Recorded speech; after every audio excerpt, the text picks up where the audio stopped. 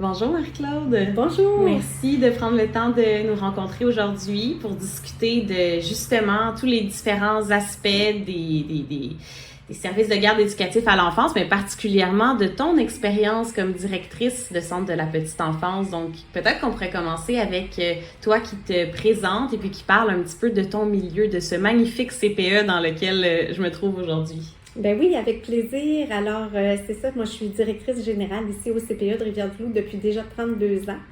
C'est un CPE qui fait partie des plus vieux CPE du Québec. Il a ouvert ses portes en 72 sous l'influence d'un projet fédéral qui s'appelait les projets d'initiative locale à l'époque. Le financement de ce projet-là, c'était vraiment de financer des initiatives de la communauté pour leur permettre de développer des services qui étaient manquants dans leur municipalité, dans leur réseau. Et ici, il y a un comité de parents qui a ouvert, à l'époque, ça s'appelait la garderie Milou. C'est avec ce financement-là, finalement, que le CPE de Rivière-du-Loup a ouvert ses portes en 72. Le financement du fédéral a duré seulement 2 ans. Après 2 ans, le fédéral a retiré ses billes et a transféré un peu la responsabilité au niveau du provincial. Le provincial n'était pas prêt à l'époque de reprendre la balle au bon. Donc, le CPE à l'époque est devenu une garderie privée à but lucratif après avoir été 2 années une garderie communautaire. La directrice de l'époque avait racheté les actifs et a géré la garderie sous forme privée jusqu'en 81, à l'époque où l'Office des services de garde du Québec a ouvert et le financement étatique à ce moment-là est revenu et c'est un comité de parents qui a repris la garderie pour en refaire un OSBL. Wow! En 97, bien sûr, il y a eu la politique familiale de Mme Marois qui nous a permis de développer un peu plus nos services. Aujourd'hui, le CPE de Rivière-du-Loup, c'est 7 installations sur 2 territoires de MRC. C'est un BC de 360 places au permis. Alors, au total, on a 120 employés, une soixantaine de responsables en milieu familial qui sont affiliés avec notre BC. C'est des budgets d'une dizaine de millions par année. Alors, c'est une grande organisation. C'est super, wow, tellement inspirant. Et je pense que le CPE a quand même une mission particulière, justement, en fait, qui est basée sur des valeurs d'inclusion, des valeurs d'égalité. Est-ce que tu peux nous en parler un peu plus? Absolument. En 1994, on a adopté notre première politique d'intégration des enfants avec des besoins particuliers. On en a fait vraiment notre moteur d'intervention. Parallèlement à ça, on a travaillé sur un projet de mise en place d'un programme de stimulation précoce avec le CLSC ici à Rivière-du-Loup. Donc, cette année-là, on a vraiment parti de 2 beaux projets, soit vraiment de faire de l'inclusion des enfants qui ont des besoins particuliers une priorité et d'accompagner aussi les familles provenant de milieux vulnérables dans leur fréquentation au CPE, en les accompagnant aussi dans l'amélioration de leurs compétences parentales, dans la stimulation de leurs enfants et tout ça. Alors, le programme avec le CLSC s'appelle le programme Tournesol. Il est toujours en vie aujourd'hui, il fête son 30e anniversaire. Et notre programme d'inclusion des enfants avec des besoins particuliers fait en sorte qu'aujourd'hui, on accueille plus d'une 50aine d'enfants qui ont des besoins particuliers, allant de besoins légers à de grands besoins de soutien.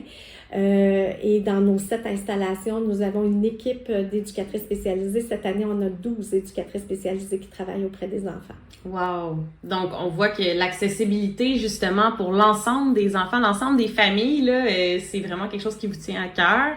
Et moi, ce que je trouve intéressant quand tu parles du programme Tournesol, par exemple, de la façon dont vous avez vraiment mis l'emphase sur l'égalité des chances, l'inclusion, c'est le fait que, on le voit, tu sais, les centres de la petite enfance, ça va tellement au-delà de la garde d'enfants qui peut permettre aux parents de travailler. C'est vraiment quelque chose dont bénéficient les enfants en premier lieu, mais aussi les parents et l'ensemble de la société finalement, là.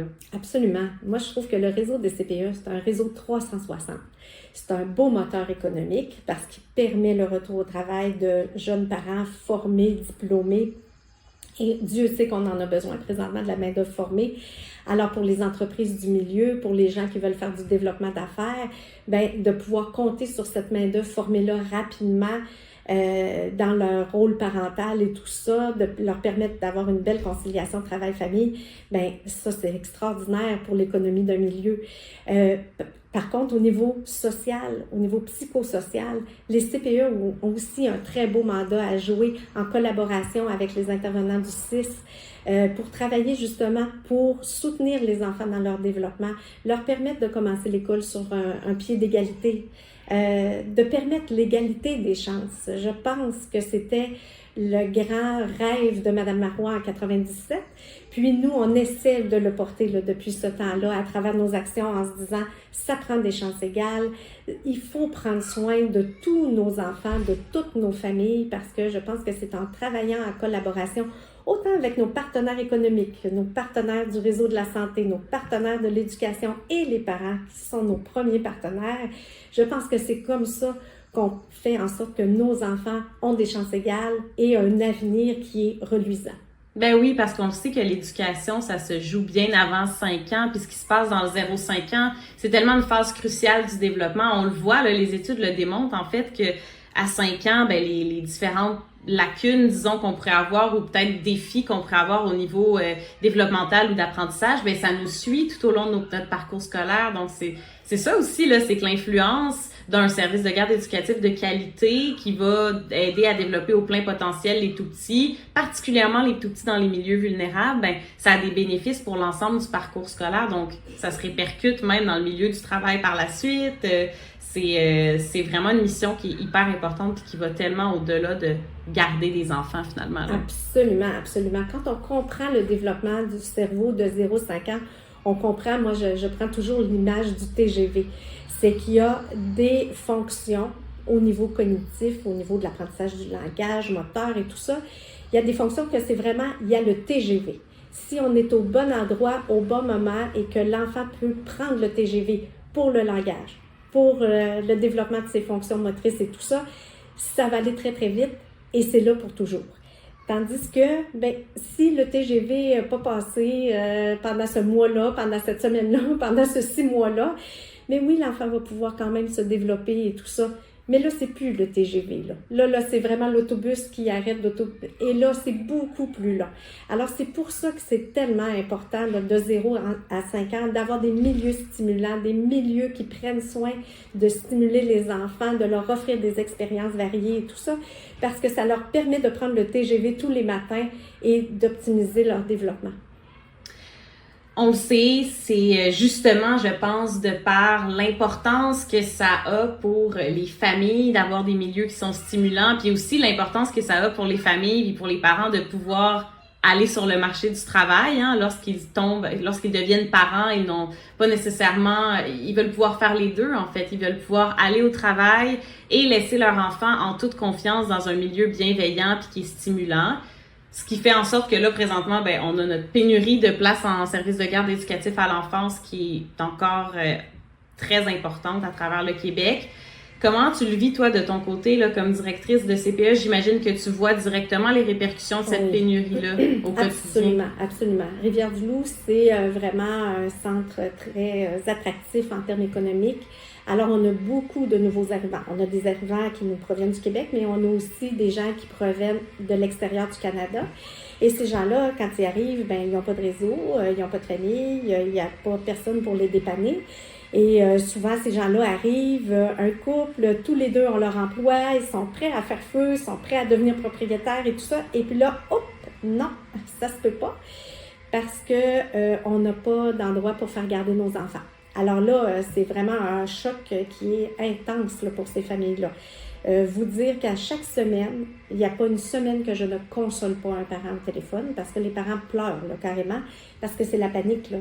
On a tout abandonné pour venir s'installer dans un milieu en se disant, bien, c'est l'Eldorado, c'est le plein emploi, c'est un milieu de vie qui est formidable. Oui, je parle pour mon clocher, mais c'est vrai qu'on vit dans un milieu de vie qui est formidable ici dans la MRC de Rivière-du-Loup. Alors là, on voit tout ça, ce beau milieu de vie, et là, tout à coup, on se dit, oh, là, peut-être qu'on ne pourra pas rester là. On ne pourra pas parce que l'accès à la propriété est aussi difficile ici que partout ailleurs au Québec. Ce qui fait en sorte que non, avec un seul revenu, c'est impossible. Là, ça ne peut pas être envisageable. Ce qui fait que là, les familles ont des choix très, très différents. Là. Alors, on les voit, là, tous ces petits drames-là au quotidien. Puis parlant de main-d'œuvre, justement, je pense qu'on tombe dans le nœud, un des nœuds du problème, parce que c'est un problème complexe, là, la pénurie de place en service de garde. Il manque de professionnels de la petite enfance, d'éducatrices, de personnel de soutien pour justement qu'il y en ait en quantité suffisante pour avoir suffisamment de place. Parce qu'on a beau construire tous les bâtiments du monde pour accueillir nos tout-petits, s'il y a personne pour en prendre soin, des personnes formées, des personnes valorisées, ben on sera pas plus avancé. Est-ce que c'est quelque chose que tu vis, toi, justement, au quotidien, cette pénurie de personnel? J'imagine que c'est quelque chose avec lequel tu dois jongler fréquemment. Absolument, absolument. C'est devenu un casse-tête sans nom. Là, les 2 dernières années post-pandémie ont été les pires dans les 40 dernières années, là. C'est vraiment excessivement difficile et c'est très, très angoissant parce qu'à chaque fois qu'il se développe un projet à proximité, une nouvelle installation qui ouvre, ben tout le monde devient très, très nerveux parce qu'on se dit, mon Dieu, s'il faut qu'il y ait des gens qui partent de chez nous pour aller travailler dans l'autre CPE ou quoi que ce soit, ou même nous à l'interne quand on développe, on devient très, très inquiet parce que même quand on ne développe pas, ben on a quand même des départs à la retraite. Je disais qu'on est un vieux CPE. Ben on a des employés qui sont ici depuis 40 ans. Là. Mm-hmm. Alors, c'est sûr qu'ils sont en fin de carrière. Ils ont déjà donné plus que leur part pour ce réseau-là. Alors, c'est normal qu'ils songent à la retraite. Mais il n'y a pas de relève. Là. Puis quand on regarde au niveau des inscriptions au collégial, je sais qu'il y a certaines régions où il y a eu un petit redressement. Ici, on a eu un petit redressement l'année passée, mais à discuter avec des gens du département d'éducation à l'enfance, on s'aperçoit que, là, il y a un retour... à la normale, mais la normale des dernières années qui n'était pas du tout une normale agréable. Là. On parle d'une dizaine d'inscriptions par année, c'est pas assez. Ça nous en prendrait pratiquement une centaine d'inscriptions là, pour réussir à répondre à la demande des prochaines années. Et on parle beaucoup du réseau des CPE comme le premier maillon du réseau de l'éducation, mais je dirais que le réseau des CPE est aussi le premier maillon de l'économie locale. Parce que si nous, on n'est pas capable d'offrir les services parce qu'on manque de personnel, eh bien, on a un impact négatif sur l'ensemble de la main-d'œuvre de tous les secteurs. Mais oui. Parce que moi, j'ai des gens du réseau hospitalier qui viennent d'être engagés pour travailler dans notre réseau ici, notre réseau de la santé, qui m'appellent puis qui me disent, ben j'ai un poste au centre hospitalier, je rentre au mois de septembre, mais là, avez-vous une place pour moi? Et la réponse est non. Ben là, comprenez-vous que les CPE, malgré eux, contribuent présentement aussi à accroître la pénurie de main-d'œuvre autant dans le réseau de l'éducation que dans le réseau de la santé, que dans aussi les grandes entreprises qu'on a ici à Rivière-du-Loup. Là. Alors, c'est comme s'il faudrait régler cette pénurie de main-d'œuvre-là pour réussir après ça à espérer de régler la pénurie de main-d'œuvre dans les autres secteurs en permettant aux parents d'aller travailler un an et demi après l'arrivée du nourrisson. Là. C'est ça, parce que c'est un enjeu de vitalité économique rendu là pour la région. Absolument. Ça impacte tout le monde. Exactement. Mais on le voit là, quand il y a des mouvements de grève, là, c'est la panique, là. Puis c'est pas la panique... c'est la panique aussi dans les entreprises, c'est la panique dans le réseau de la santé, parce que là, quand tu as 600, 800, 1000 membres de ton personnel... répartis sur la MRC, qu'il n'y a plus de service de garde, ben là, il n'y a plus rien qui fonctionne à nulle part, là. Mm-hmm. Puis justement, on a cette pénurie-là, on a les différents problèmes qui, on dirait, des différentes initiatives qui sont mises de l'avant puis qui réussissent pas malgré tout à régler cette pénurie. Les parents sont, depuis le début du mouvement Ma Place au Travail, on a une liste d'attente qui est significative avec des dizaines de milliers de parents. On a l'impression que ça avance pas, que ça se règle pas. Comme tu le dis, c'est quelque chose au quotidien que tu constates auprès des parents qui t'appellent désespérés là, à la recherche de solutions. Selon toi, là, quelles pourraient être des pistes de solutions pour essayer de régler rapidement et de manière durable aussi cette pénurie qui dure depuis tellement longtemps? C'est sûr qu'il va falloir redonner aux nouvelles générations le goût de travailler pour l'État. Ça, je pense que c'est central parce que, on va se le dire, ce n'est pas que le réseau des CPE qui vit ces difficultés-là. On voit la même chose en santé, on voit les ruptures de services sur la Côte-Nord, dans le réseau de la santé.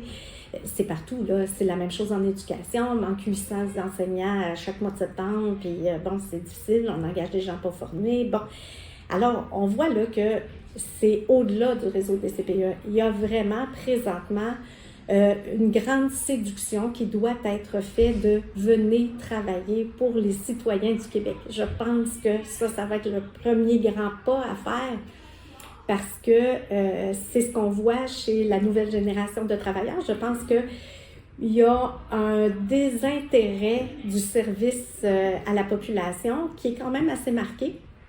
Donc, je pense que oui, il faut refaire du gouvernement du Québec l'employeur de choix. Il faut que quand les gens terminent leur formation ou entreprennent une formation, se disent « je vais travailler pour le gouvernement du Québec, je vais travailler pour le meilleur employeur au Québec ».